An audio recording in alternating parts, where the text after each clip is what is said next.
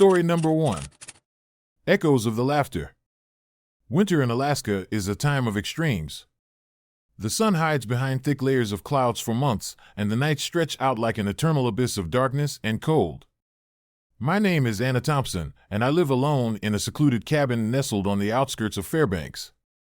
The isolation that once brought me peace has gradually become a prison, especially during the long, unforgiving winters. I moved here 3 years ago, seeking solace after the chaos of city life took its toll. The pristine snow-covered landscape and the silence of the wilderness were a balm for my weary soul. The cabin, though modest, was everything I needed, solar-powered, insulated, and surrounded by endless forests and open fields. Yet, despite the beauty and tranquility, there was an undercurrent of unease that I couldn't quite place. It was the second winter that things began to change. The first few nights were serene, the only sounds the wind whispering through the pines and the occasional crack of ice shifting under the weight of the snow. But then, about a month into my stay, I started hearing it, a faint, eerie laughter that seemed to emanate from the darkness beyond my windows. At first, I dismissed it as the playful sounds of wildlife or the wind teasing my imagination. But as the nights wore on, the laughter grew louder, more distinct, and undeniably human. I remember one particularly cold night, the temperature plummeting well below freezing. I was curled up by the fireplace, a book in hand, trying to ignore the unsettling sounds outside. The laughter pierced the silence, a haunting melody that sent chills down my spine. My heart raced as I glanced toward the window, the laughter seeming to come closer, more persistent. Summoning every ounce of courage, I approached the window and peered out into the inky blackness. There, standing in the middle of the snow-covered field, was a towering figure, easily over 3 meters tall, covered in thick, matted fur. Its eyes glowed a sinister yellow, piercing through the darkness with an otherworldly intensity. The figure watched me for a moment, its presence both terrifying and inexplicably sorrowful, before it turned and vanished into the night, leaving behind only the echo of its laughter. Terrified, I backed away from the window, my mind racing with questions. Who, or what, was that creature? The locals had long spoken of legends and myths, tales of spirits and monsters that roamed the Alaskan wilderness, but I had never given them much thought. Now, faced with undeniable evidence of something supernatural, I was forced to confront the possibility that these stories were more than just folklore. The next morning, I found scratch marks etched deep into my cabin door and the snow around it, as if something had clawed its way inside. My blood ran cold as I examined the damage, large, deliberate gouges that matched the size of the footprints I later found around my property. These footprints were unlike any animal tracks I had seen before, each one easily 30 centimeters long, leaving a trail that led deep into the forest. I tried to rationalize the events, convincing myself that I was overworked and sleep-deprived. But the evidence was too substantial to ignore. I reached out to the local authorities, but their response was dismissive. Wildlife can be aggressive, they said, offering no real explanation. Frustrated and scared, I turned to the only resource I had left, the local Inuit community. The Inuit are the original inhabitants of this land, custodians of its ancient wisdom and traditions. I sought out Elder Mika, a respected figure in the community, hoping he could shed some light on the mysterious happenings. Elder Mika listened intently as I recounted my experiences. His eyes darkened with understanding as he spoke. "You have encountered the Kalapalik," he said in his measured tone. "A spirit that resides beneath the ice, guarding these lands. They are not to be disturbed, and those who cross their path are marked by their presence." I felt a shiver run down my spine. "What do they want?" I asked, desperation creeping into my voice. Mika sighed, his gaze distant as if he could see the very spirit I had encountered. "The Kalapalik are ancient guardians, protectors of the wilderness. They do not seek harm, but they will defend their territory fiercely. Your intrusion has disturbed their peace, and now they mark you as someone to watch." That night, armed with Mika's words, I took precautions to secure my cabin and respect the boundaries of the land. I refrained from venturing too far into the forest, keeping a watchful eye on my surroundings. But the sense of being watched never left me, an invisible presence that loomed just beyond the edge of my vision. Days turned into weeks, and the laughter continued, each night more intense than the last. The Kalapalik seemed to be drawing closer, their presence growing more tangible with each passing day.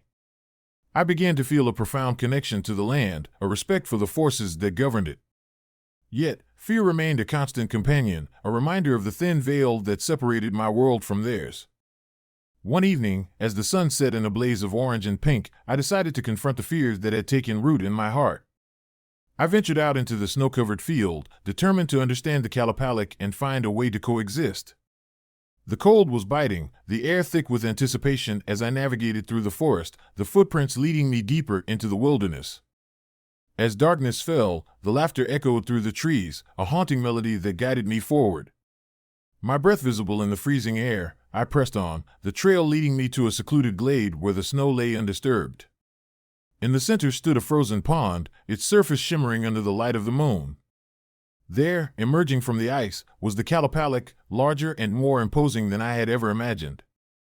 Its eyes glowed with an ancient wisdom, and its presence radiated both power and sorrow. I stood still, my heart pounding in my chest, as the creature approached me slowly, each step deliberate and measured. The laughter ceased, replaced by a deep, resonant hum that seemed to vibrate through the very ground beneath my feet. "You have come to understand," the Kalapalik spoke, its voice a harmonious blend of wind and ice. "The land is sacred, its balance delicate. Your presence has disrupted our peace, but your heart seeks harmony." I nodded, my voice barely a whisper. "I want to make amends. How can I coexist without causing harm?" The Kalapalik extended a massive hand, its fingers like icicles reaching out to me. "Respect the boundaries, honor the land, and listen to the whispers of the wind. We are not your enemies, but guardians of a world that must remain untouched." As I reached out to take its hand, a surge of warmth enveloped me, melting the fears that had held me captive for so long. The laughter returned, not as a sound of mockery, but as a gentle reminder of the bond between us. The Kalapalik faded back into the ice, its mission fulfilled, leaving me with a newfound respect and understanding. From that night on, the laughter ceased, replaced by a serene silence that spoke volumes. The footprints stopped appearing, and the sense of being watched lifted, replaced by a profound connection to the land and its ancient guardians. I continued to live alone in my cabin, but the wilderness no longer felt like a prison. It was a sanctuary, a place of peace and reverence, where the spirits of the land and I coexisted in harmony. Years have passed since that transformative winter, and the memory of the Kalapalik remains a cherished part of my life. The Inuit legends prove true, teaching me that the land holds secrets beyond human comprehension, and that true peace comes from understanding and respecting the forces that govern it. And sometimes, on the stillest nights, when the wind whispers through the trees and the snow glistens under the moonlight, I can almost hear the faint echoes of that ancient laughter, a haunting yet beautiful reminder of the bond between man and nature, waiting to be remembered and honored by those who dare to listen. Story number 2. Shadow in the Snow. The first snow of the season had transformed the Utah wilderness into a pristine, white expanse, masking the rugged terrain with its silent embrace. My friends and I, Jake, Emily, Sarah, and I, had been planning this camping trip for months. We were drawn to the solitude of the mountains, seeking an escape from the chaos of our daily lives. Little did we know, the mountains held secrets that would forever alter our understanding of fear. We arrived at the base of Mount Timpanogos on a chilly December afternoon, our breath visible in the frigid air. The towering peaks loomed above us, their jagged edges piercing the overcast sky. As we set up our campsite, the weight of anticipation settled over us, each of us eager to immerse ourselves in the untouched beauty of the wilderness. That night, the snow continued to fall, each flake adding to the blanket that covered the ground. We huddled around the campfire, sharing stories and sipping hot cocoa to stave off the cold. The forest around us was eerily quiet, the usual sounds of nocturnal creatures silenced by the heavy snowfall. The only noise was the crackling of the fire and the soft whisper of the wind through the trees. As midnight approached, a sense of unease crept into my mind. The darkness seemed thicker, the shadows deeper, and the silence more oppressive. I excused myself from the group, needing a moment alone to clear my thoughts. Bundling up in my parka, I stepped away from the warmth of the fire and into the snowy wilderness. The moon was a sliver in the sky, casting a pale glow over the landscape. My footsteps crunched in the snow as I wandered aimlessly, the cold biting at my cheeks. Suddenly, a faint sound reached my ears, a series of heavy, deliberate footsteps echoing through the trees. My heart raced as I strained to listen, the sound growing louder with each passing second. I turned my head toward the direction of the noise, but the darkness obscured any clear view. Panic began to rise in my chest, the realization that we were not alone settling over me like a heavy blanket. I quickened my pace, the footsteps mirroring my every move, growing closer and more menacing. "Who's there?" I called out, my voice trembling with fear. There was no response, only the relentless sound of footsteps and the eerie stillness of the night. I broke into a run, my breath coming in short gasps as I fled back to the campsite, the sense of being pursued intensifying with each step. When I finally reached the fire, my friends were wide awake, their faces etched with concern. "What's wrong?" Jake asked, his voice laced with worry. I heard footsteps, heavy ones, moving through the snow. "I think someone, or something, is following us," I replied, trying to steady my voice. Sarah wrapped her arm around me, her expression fearful. "We should pack up and leave," she suggested, her eyes darting nervously toward the dark woods. But Emily, ever the adventurous one, shook her head. "It's probably just a bear or some other animal. We're too close to civilization to be in danger." I wasn't so sure. The way the footsteps mirrored my movements, the deliberate rhythm, it felt unnatural, almost intelligent. "Maybe," I conceded, though doubt gnawed at me. "But we should stay alert." The rest of the night was a restless vigil, each of us taking turns watching the perimeter of our campsite. The footsteps continued intermittently, each time pausing as if assessing us before resuming their path through the snow-covered forest. Sleep was impossible, the fear keeping us in a state of constant anxiety. By dawn, the storm had subsided, leaving behind a serene yet deceptive calm. We packed our gear slowly, the memories of the night's terror still fresh in our minds. As we began our descent down the mountain, the early morning light glinted off the snow, making the landscape appear almost magical. It was around mid-morning when we decided to take a break at a clearing near the trailhead. As we unpacked our lunch, Jake pointed out something peculiar on the ground. "Look at these footprints," he said, kneeling to examine them. "They're huge, definitely not human." Emily bent down, tracing the deep impressions in the snow. "They're over 30 centimeters long. No known animal here leaves tracks that big." Sarah looked up, her expression troubled. "This is why I wanted to leave. Something's not right here." I felt a chill run down my spine as I studied the footprints.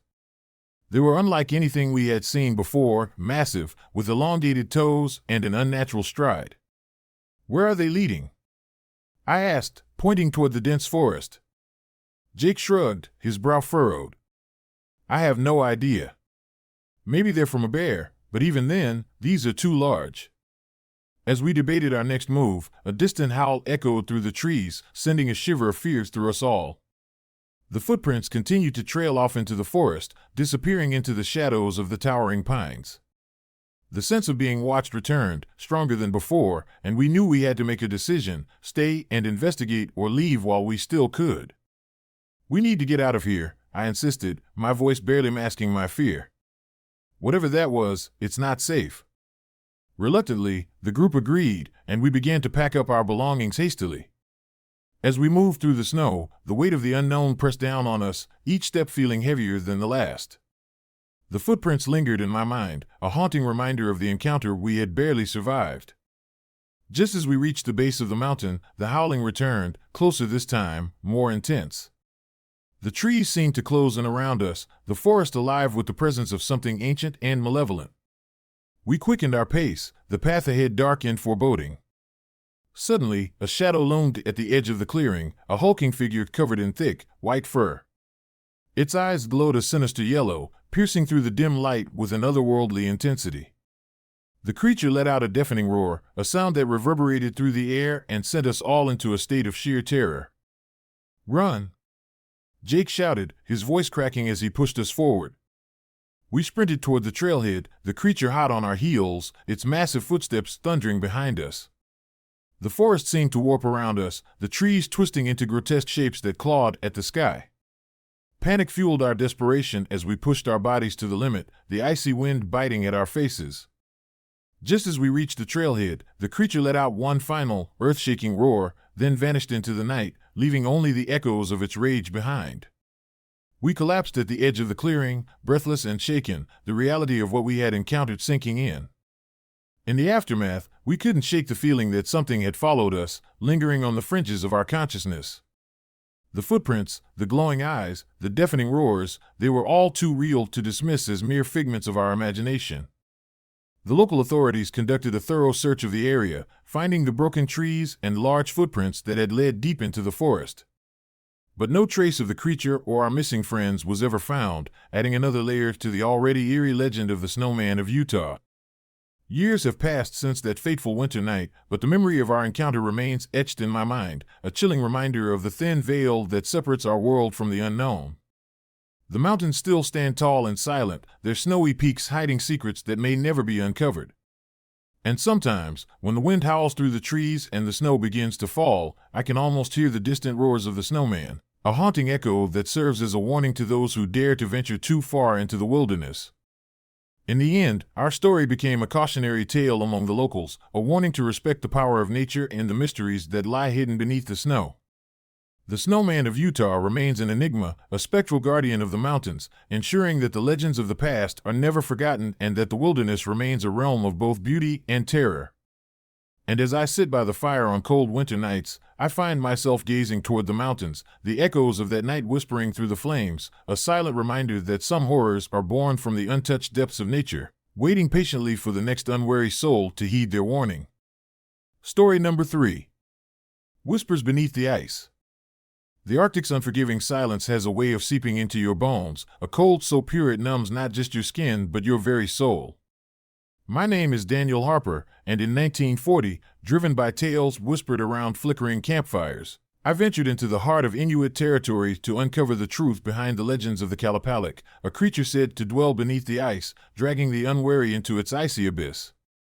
The expedition was a collaborative effort between the Canadian Geographical Society and a group of seasoned Inuit hunters who reluctantly agreed to guide us through their sacred lands. Their warnings were clear: respect the ice, honor the spirits, and beware the shadows that move with intent. I dismissed these as mere superstitions, fueled by isolation and the harshness of the environment. What harm could an explorer face against the vastness of the Arctic? Our journey began in late October, the days short and the nights stretching endlessly into darkness. The landscape was a stark expanse of white, broken only by the jagged peaks of snow-covered mountains and the shimmering surface of frozen lakes. Our sled dogs, loyal and tireless, pulled us through the snowdrifts, their breaths visible in the frigid air. It was on the 5th day that the unease began. We had set up camp near a secluded lake, its surface a mirror reflecting the pale light of the moon. As we huddled around the fire, the Inuit hunters shared stories of the Kalapalik, tall, spectral beings with glowing eyes, said to emerge from beneath the ice to claim those who strayed too far from the safety of the group. They spoke of hearing haunting howls piercing the stillness, a sound that sent shivers down even the most hardened hunter's spine. I listened intently, though skepticism gnawed at me. Sounds like a wolf, maybe, I suggested, trying to lighten the mood. But my words were met with solemn nods and silent stares. That night, as the wind howled through the camp, I lay awake, the hunters' tales echoing in my mind. The next morning, we set out before dawn, the sky a canvas of bruised purples and grays. The cold was biting, the air so thin it felt like inhaling shards of ice. As we trekked deeper into the wilderness, the landscape grew more desolate, the trees sparse and twisted by the relentless winds. It was around midday when we heard it, a distant, mournful howl that seemed to emanate from the very earth beneath us. The sound was unlike any animal I had ever encountered, a blend of sorrow and malevolence that sent a chill down my spine. I glanced at the hunters, their faces etched with concern. "Keep moving," Igor, our lead guide, instructed, his voice steady despite the growing tension. "The Kalapalik won't follow if we stay alert." We pressed on, the howling growing louder, more insistent. Shadows danced at the edge of our vision, shapes shifting just beyond the reach of our campfire's glow. My heart pounded in my chest as fear took root, the vastness of the Arctic amplifying every rustle and whisper. That night, as we set up camp near a ridge overlooking the lake, the howls returned, louder and closer than before. The hunters exchanged worried glances, their hands tightening around their rifles. Suddenly, the ice beneath us began to tremble, a low rumble resonating through the ground. The lake's surface cracked, jagged lines spreading like veins across the frozen expanse.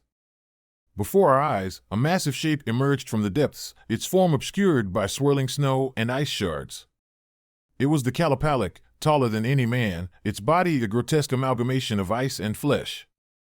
Its eyes glowed a sinister yellow, piercing through the darkness with an intelligence that sent waves of dread through me. "Stay together!" Igor shouted, as the creature let out a deafening roar that seemed to shake the very air. The hunters raised their rifles, but the Kalapalik moved with unnatural speed, its limbs elongated and twisted, dragging itself forward with a terrifying grace. Chaos erupted as the creature lunged toward us, its icy claws reaching out to claim its prey. We fired our rifles, the shots echoing through the stillness, but the bullets seemed to have little effect.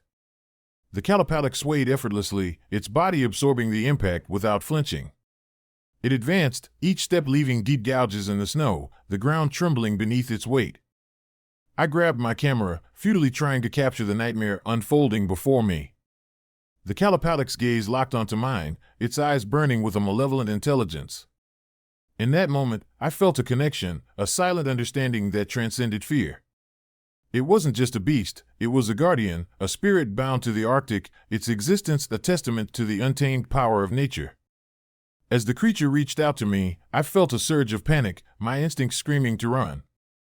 But I couldn't move, rooted to the spot by a force beyond comprehension.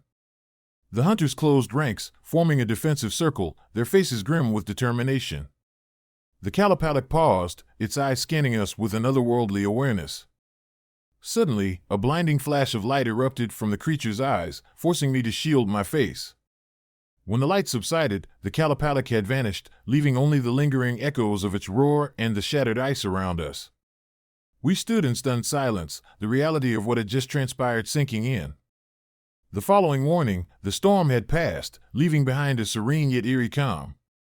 We examined the area, finding nothing but the remnants of the night's chaos, broken ice, deep footprints, and a pervasive sense of loss.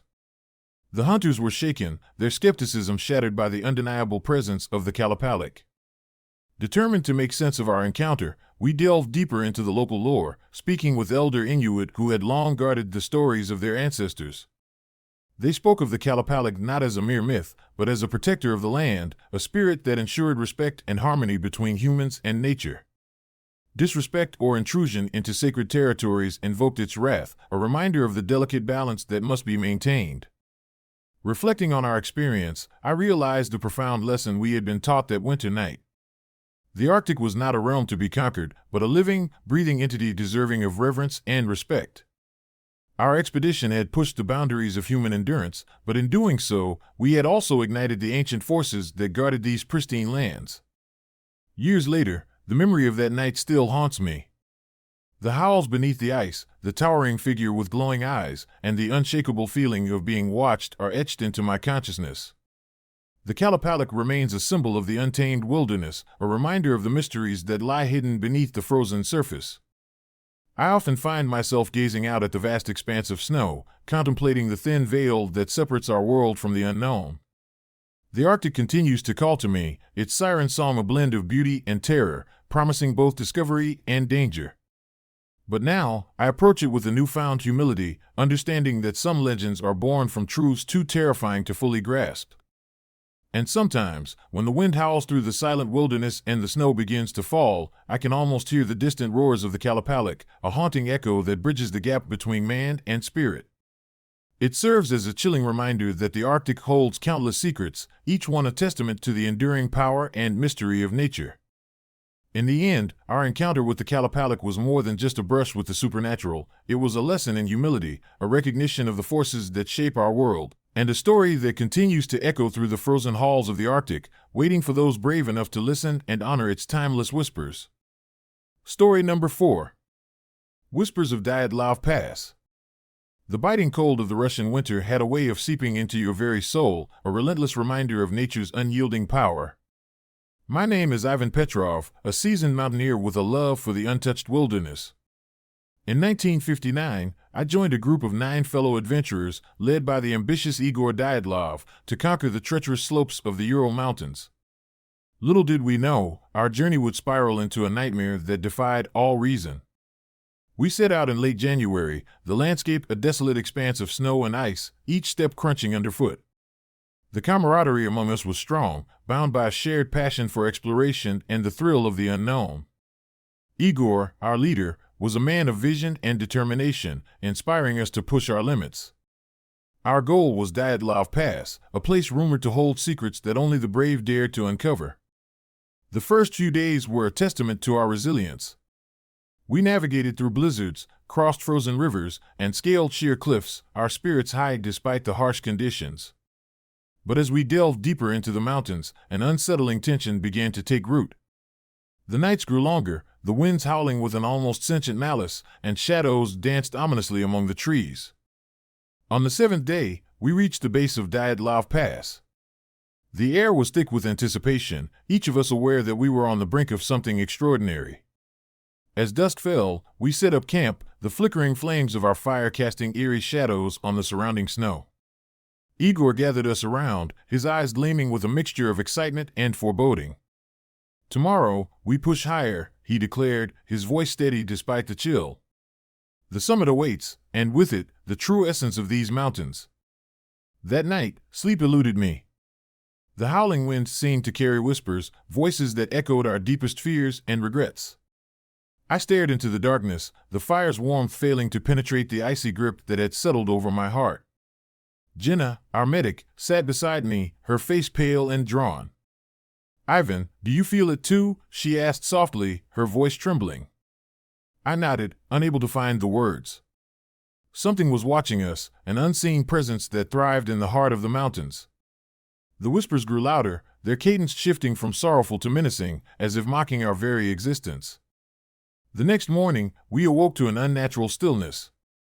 Igor was already up, meticulously checking our equipment and supplies. There was no sign of fatigue in his demeanor, only an unwavering focus that bordered on obsession. "We need to move quickly today," he urged. "The weather is holding, but it won't last forever." We packed up swiftly, our movements precise and efficient. As we ascended, the landscape transformed. The trees thinned, replaced by jagged rocks and sheer ice walls that glistened ominously in the weak sunlight. The air grew thinner, each breath a struggle against the relentless cold. By late afternoon, we reached a narrow ledge overlooking the summit. The view was breathtaking, a panoramic expanse of snow-covered peaks stretching as far as the eye could see. But the beauty was marred by an oppressive sense of dread that hung in the air, a silent warning that echoed through the mountains.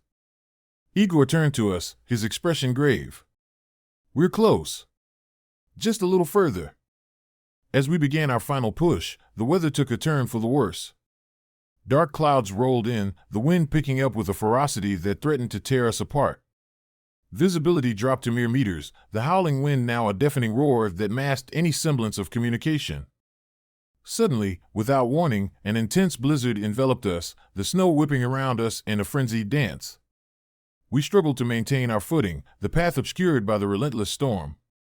Panic set in as we realized we were disoriented, the landmarks we had relied upon now swallowed by the whiteout. "We need to find shelter," Igor shouted over the storm, his voice strained but resolute. We stumbled through the blinding snow, each step a battle against the freezing winds and the disorienting storm. Hours passed, the storm showing no signs of relenting, until exhaustion and frostbite began to take their toll. We collapsed on the icy ground, our bodies numb and our minds teetering on the edge of consciousness. In the midst of our despair, a distant roar pierced the storm, a sound that resonated deep within our bones. The ground trembled beneath us, and we instinctively huddled together, fear overriding all reason. The roar grew louder, closer, until it seemed the very mountains were alive with anger and malice. From the heart of the blizzard emerged a towering figure, its form obscured by the swirling snow but undeniably massive and imposing. Its eyes glowed a haunting yellow, piercing through the darkness with an otherworldly intensity. We stared in horror as it approached, each step leaving deep imprints in the snow that dwarfed any human footprint. Igor stepped forward, his voice cracking with fear. "What do you want from us?" The creature let out a deafening roar, its presence overwhelming. The air grew colder still, our breath visible in the frigid air as we felt the weight of its gaze upon us. Shadows seemed to twist and contort around us, the boundaries between reality and nightmare blurring into a nightmarish vision. In a desperate bid for survival, we turned and ran, the creature's roars echoing behind us as we fled through the storm. The snow whipped against our faces, the wind clawing at our limbs as we raced against an unstoppable force that sought to claim us. But no matter how fast we ran, the shadowy figure remained a step behind, its presence a constant reminder of our impending doom. Hours later, we collapsed in a secluded ravine, the storm finally abating but the terror lingering in our hearts. The creature was gone, but its mark remained, gigantic footprints encircling our campsite, a chilling testament to the horrors we had faced. Exhausted and broken, we realized the extent of our predicament. We were stranded, with dwindling supplies and no hope of rescue in the unforgiving wilderness. The days that followed were a blur of starvation and frostbite, our bodies succumbing to the merciless cold. We huddled together for warmth, the memories of the creature's roars haunting our dreams. Each night, we could still hear the distant echoes of its calls, a relentless reminder that we were not alone. On the seventh day, with the last of our strength waning, I made the painful decision to leave behind the group, believing that survival meant solitude. As I trekked through the snow, the footprints of the creature seemed to follow me, a ghostly presence that refused to let go. The howls of the wind masked its calls, but the fear never left me, the terror of being hunted by an unseen force driving me forward. Eventually, I stumbled upon a search party organized in response to our disappearance. Exhausted and frostbitten, I collapsed into their arms, the relief of rescue overwhelming the lingering fears that had plagued me. As I recounted our ordeal, the skepticism in their eyes was palpable. They believed our story was a product of extreme stress and isolation, a tale spun by desperate minds. But the evidence spoke otherwise, those gigantic footprints and the accounts of the eerie roars were too concrete to dismiss. Despite our desperation to be believed, the mystery of Dyatlov Pass remained unsolved, the truth lost in the annals of time and the unforgiving embrace of the mountains. Years have passed since that harrowing winter, but the memories of those terrifying days linger like a shadow in my mind. The Dyatlov Pass stands as a silent sentinel to our tragedy, its slopes forever etched with the footprints of the unknown. I often find myself gazing towards the mountains, wondering if the creature still roams those desolate peaks, forever guarding the secrets that lie hidden beneath the endless snow. The legend of Dyatlov Pass serves as a chilling reminder of the thin veil that separates our world from the mysteries that dwell in the heart of nature. And sometimes, on the coldest nights, I can almost hear the distant roars echoing through the mountains, a haunting call that pierces the silence and reminds me that some horrors are meant to remain untouched, their truths buried in the unforgiving wilderness. Story number 5. The Snowman's Gaze. Winter in Alberta was always something to behold, but the winter of 1996 was unlike any other. The snow fell relentlessly, blanketing our small town in a thick, unyielding white that seemed to mute every sound. My family and I had lived in the outskirts of Banff for years, surrounded by the majestic Rockies and the solitude that came with it. It was a peaceful existence, one that was both comforting and isolating in equal measure. I remember that particular night vividly. The temperature had plummeted below freezing, and the wind howled through the trees, creating an eerie symphony that echoed through our modest home. My parents, Sarah and Robert, were tucked away in their bedroom, exhausted from the day's chores and preparations for the upcoming holidays. My younger sister, Emily, was curled up on the couch with a book, oblivious to the growing unease that gnawed at me. As midnight approached, the house settled into a heavy silence, broken only by the occasional creak of the old wooden floors and the persistent tapping of snow against the windows. I was lying in my bed, staring at the ceiling, when a sudden movement outside caught my eye. A shadowy figure stood just beyond the glass, illuminated briefly by the dim glow of the street lamp. At first, I thought it was one of the neighbors, a fellow hunter perhaps, seeking shelter from the storm. But as I squinted through the frosted window, the figure became more distinct. It was a towering presence, easily over 3 meters tall, shrouded in a thick layer of snow that concealed much of its form. Its eyes, however, were unmistakable, glowing a piercing yellow that seemed to burn through the darkness. My heart pounded in my chest as I watched the figure stand motionless, its gaze fixed intently on our house. I tried to convince myself it was a trick of the light or perhaps a hallucination brought on by the relentless cold, but the fear that gripped me was all too real. I reached for my phone, contemplating calling my parents, but a paralyzing dread held me back. Minutes felt like hours as I lay there, every nerve on edge. The figure remained outside, its presence growing more menacing with each passing second. I could hear my own breath, shallow and rapid, as I debated whether to confront the apparition or remain hidden in the safety of my room. Suddenly, the figure took a step forward, the snow crunching under its massive feet. I held my breath, every instinct screaming at me to run, but my body refused to obey. The creature's eyes bore into mine, and for a moment, time seemed to stand still. I felt an inexplicable pull, a connection that transcended fear and reason. Then, as quickly as it had appeared, the figure turned and vanished into the night, swallowed by the swirling snowstorm. I sat up, trembling, the adrenaline coursing through my veins making me feel both alive and utterly vulnerable. Shaking off the remnants of my fear, I decided to wake my family and ensure they had seen nothing out of the ordinary. The morning brought a sense of relief as the storm finally began to abate, the sun piercing through the clouds and illuminating our once ominous home. As I gathered my thoughts, I remembered the figure from the night before. Determined to uncover the truth, I decided to investigate. We drove to the nearest town, consulting local archives and speaking with longtime residents who might have knowledge of any unusual occurrences. Most dismissed my story as an overactive imagination fueled by the isolation of our home. However, one elderly man, Mr. Thompson, a retired forest ranger, insisted there was more to the tale. "I've heard stories," he began, his voice gravelly from years of smoking, "about creatures lurking in these woods. People talk about the Snowman of Banff, a spirit said to guard the mountains. They say he's a guardian, but his methods are unorthodox." Intrigued and unnerved, I pressed him for more details. He recounted tales of disappearances and strange sightings dating back decades, each account more terrifying than the last. The footprints, he explained, were often the only evidence left behind, giant imprints that baffled investigators and fueled local legends. Armed with this new information, I returned home with a heavy heart.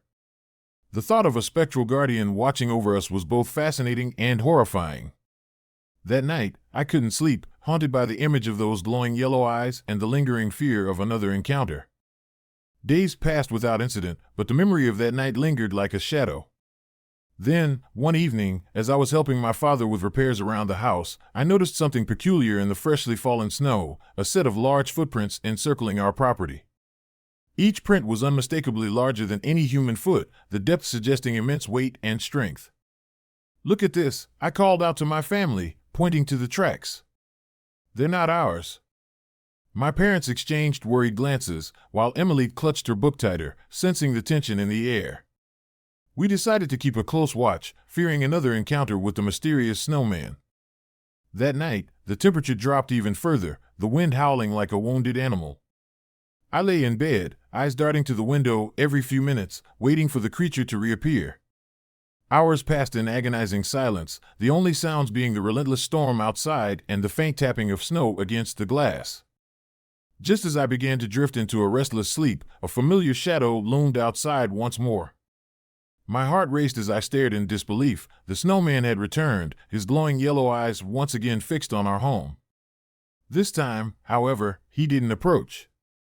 Instead, he stood at the edge of our property, watching us with an intensity that sent chills down my spine.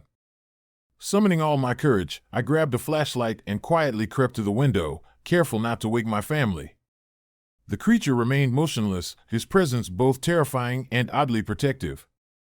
I noticed something different about him. His eyes, though still glowing, seemed less menacing, almost sorrowful. As I watched, he raised a hand in a gesture that felt both pleading and commanding.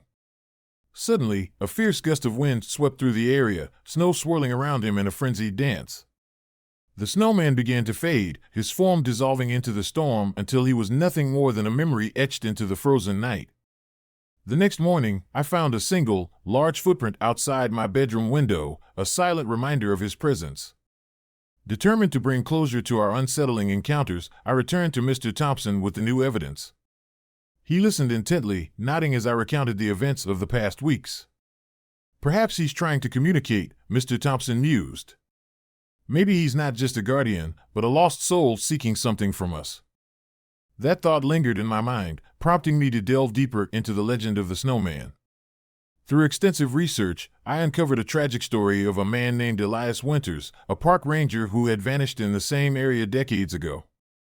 Rumors suggested he had been searching for a rare species of wildlife when he was brutally attacked by an unknown creature, his body never found.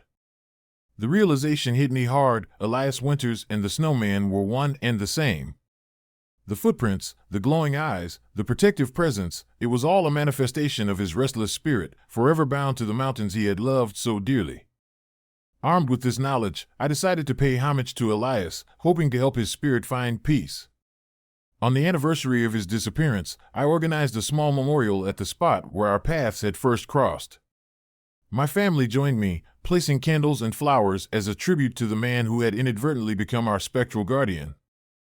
As night fell, we sat in silent contemplation, the snow gently falling around us. The air was still, the oppressive tension replaced by a serene calm. Suddenly, the familiar roar of the wind began, but this time, it carried a different tone, soft and melodic, almost like a lullaby. A gentle light appeared in the distance, growing brighter as it approached our memorial. Before our eyes, Elias Winters materialized once more, his form no longer menacing but peaceful. He looked around, his glowing eyes now filled with gratitude and relief. With a final, reassuring smile, he began to fade, the light enveloping him until he was gone, leaving behind a sense of closure that we had long sought. From that night on, the Snowman never returned. The large footprints ceased, and our home was no longer haunted by his spectral presence. The legend of Elias Winters became a story of redemption and peace, a testament to the enduring bond between man and nature.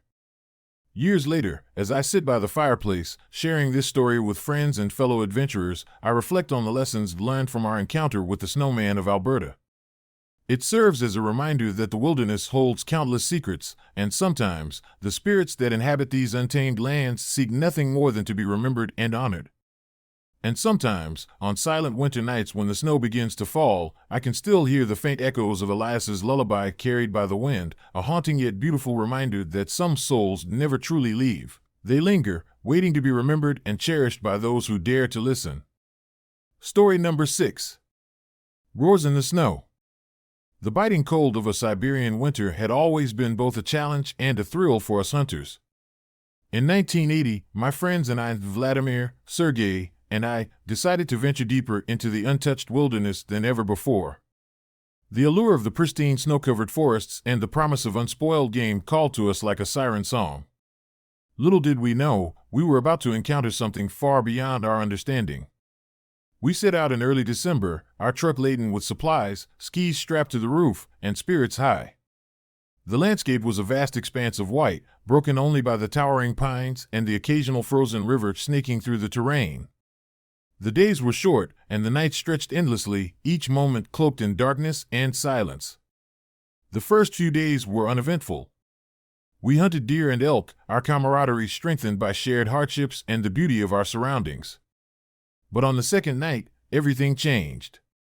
It began with a distant, guttural roar that echoed through the trees, sending shivers down our spines. We paused, exchanging uneasy glances, but shrugged it off as a wolf or some other predator prowling the wilderness.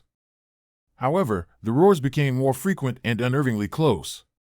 Each night, the sound grew louder, more resonant, reverberating through the frozen air. Vladimir, ever the skeptic, insisted it was just the wind playing tricks on us. But Sergei and I couldn't shake the feeling that something was terribly wrong. On the fourth night, as we huddled around our makeshift campfire, the roars reached a crescendo. Shadows danced menacingly among the trees, and an oppressive sense of being watched settled over us. Suddenly, out of the darkness, a massive silhouette emerged, tall, hulking, and covered in thick, matted fur. Its eyes glowed faintly in the firelight, reflecting an intelligence that was both terrifying and sorrowful. We froze, every instinct screaming at us to run. The creature stood motionless for what felt like an eternity, then let out another earth-shaking roar before disappearing back into the night. Our hearts pounded as we struggled to process what we had seen. Was it some kind of undiscovered bear? Or something far more sinister? The next morning, we decided to press on, our anxiety mounting with each passing day. But the roars didn't stop, they followed us, a constant reminder that we were being stalked. One evening, as the sun dipped below the horizon, painting the sky in hues of orange and purple, we stumbled upon a clearing. The snow here was undisturbed, save for a series of enormous footprints imprinted deep into the frozen ground, each one easily 30 centimeters long, twice the size of a human foot. "Look at these," Sergei whispered, pointing to the tracks. "They're not made by any animal I know." Vladimir scoffed, trying to lighten the mood. "Probably a bear, you guys. Don't get paranoid." But the evidence was undeniable. The footprints were too large, too deep, and too perfectly spaced to belong to any known wildlife in the area. Fear gnawed at us as we realized we were dealing with something, or someone, far more formidable. That night, the tension was unbearable. We took turns keeping watch, our nerves frayed by exhaustion and fear. Around midnight, the unmistakable sound of heavy footsteps approached our campsite. We held our breath, hearts racing, as the shadows lengthened and the creature emerged once more. This time, it didn't hesitate. It moved with a deliberate, almost human gait, its eyes never leaving ours. "Run," Sergei hissed, grabbing my arm. We bolted into the darkness, the sounds of the creature's pursuit echoing behind us. The snow was thick, our paths obscured by the blinding whiteness, making navigation nearly impossible. We stumbled through the forest, branches whipping against our faces, the cold seeping into our bones. After what felt like hours, we reached a steep incline overlooking a narrow ravine. The creature was gaining on us, its roars now a deafening cacophony. With no other option, we slid down the icy slope, hoping to escape its relentless pursuit. We landed hard at the bottom, scrambling to our feet as the creature paused at the top, watching us with those intelligent, sorrowful eyes before retreating into the night. Breathless and terrified, we realized the true horror of our situation. The creature wasn't just a beast, it was something else entirely, something that had been watching over these mountains for centuries, its presence a guardian of secrets best left undisturbed. The following day, we decided to abandon our expedition, our dreams of glory shattered by the encounter. As we made our way back to the truck, we noticed something chilling, another set of footprints leading away from the ravine, each one twice the size of our own. They were fresh, the edges still moist from the rain, and they pointed directly toward us. We didn't look back as we drove away, the image of those enormous footprints seared into our minds. The road seemed endless, the wilderness stretching out like a vast, frozen ocean. We kept driving until the landscape began to change, the towering pines giving way to the rugged foothills where civilization lay in wait. That night, safe in the warmth of a nearby town, we shared our story with incredulous locals. They listened with a mix of fear and fascination, confirming that our experience wasn't unique. Over the years, other hunters and hikers had reported similar encounters, roars in the night, giant footprints, and the unsettling feeling of being watched by something ancient and powerful. Reflecting on those harrowing days, I realize how fragile our existence is against the vast, indifferent forces of nature. The mountains hold countless secrets, their frozen peaks guarding mysteries that mankind may never fully comprehend. Our encounter with the shadowy giant was a stark reminder that some legends are born from truths too terrifying to accept, and that the wilderness still harbors beings that defy our understanding. Years later, the memories of those two terrifying days in the Himalayas still haunt me. Sometimes, when the wind howls through the trees and the snow begins to fall, I can almost hear the distant roars echoing through the peaks, a haunting reminder of the night we faced the unknown and lived to tell the tale. The footprints of the unknown remain a chilling testament to the creatures that roam these desolate lands, their presence a constant reminder that the wilderness is alive with shadows and secrets. And sometimes, in the dead of night, I wonder if the giant still watches from the snowy cliffs, its sorrowful eyes ever searching for something, or someone, to remember its existence. Story number 7. Footprints of the Unknown. The Himalayan peaks loomed ahead, their jagged silhouettes piercing the twilight sky. I still remember the first time I laid eyes on Everest, its snow-capped summit glistening under the fading sun. It was 1951, and I was part of Eric Shipton's esteemed expedition, a group of seasoned mountaineers driven by the allure of uncharted territories and the promise of discovery. Little did we know, our journey would lead us to a revelation that would haunt us for the rest of our lives. We had been trekking for days, the relentless cold gnawing at our bones, the thin mountain air making every breath a struggle. Our base camp was nestled in a secluded valley, surrounded by towering peaks that seemed to touch the heavens. The camaraderie among the team was strong. We were a family bound by the shared goal of conquering the unknown. But as we ventured deeper into the heart of the Himalayas, an unsettling tension began to weave itself into our daily routines. It was early morning when we stumbled upon the first set of footprints. The snow was fresh, undisturbed except for the deep, elongated impressions that marred its pristine surface. Each print was easily 30 centimeters long, the depth suggesting immense weight and strength. We gathered around, our breaths visible in the frigid air, eyes wide with a mix of awe and apprehension. "What in the world made these?" muttered Tom, our geology expert, breaking the silence. Eric, our leader, knelt down, scrutinizing the prints with a furrowed brow. "They're unlike anything I've ever seen. No known animal in this region leaves such marks." We debated for hours, theories ranging from misidentified wildlife to elaborate hoaxes. But none could account for the sheer size and distinctiveness of the footprints.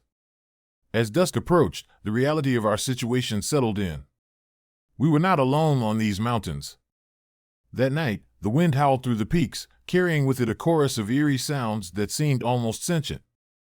Jenna, our medical officer, refused to sleep, her eyes darting nervously toward the window every few minutes. The rest of us tried to shake off the unease, convincing ourselves it was merely the isolation playing tricks on our minds. The following day, the footprints multiplied. Each set was spaced methodically, suggesting deliberate movement. We decided to follow the trail, hoping it would lead us to some explanation. The descent was treacherous, the path narrowing between sheer cliffs and treacherous ice patches. The footprints seemed to guide us, leading us deeper into the labyrinth of the mountains. As we climbed higher, the atmosphere grew heavier, the air thick with an oppressive presence. It was as if the mountains themselves were watching us, every step echoing in the vast expanse of snow and stone. We reached a plateau where the footprints converged, forming a distinct pattern that hinted at a trail rather than random markings. That night, camped under the vast canopy of stars, we heard it, a low, guttural growl resonating through the stillness. It reverberated off the mountains, sending shivers down our spines. Eric called for silence, and we huddled together, the sound growing louder, more menacing. Shadows danced among the peaks, and our imaginations ran wild with the possibilities of what lurked beyond our sight. "We need to leave," Jenna whispered, her voice barely audible over the growling wind. Eric shook his head, determination etched into his features. "We're too close to turn back now. We have to understand what's out here." But doubt gnawed at me. The footprints, the sounds, the feeling of being watched, it all pointed to something beyond our comprehension.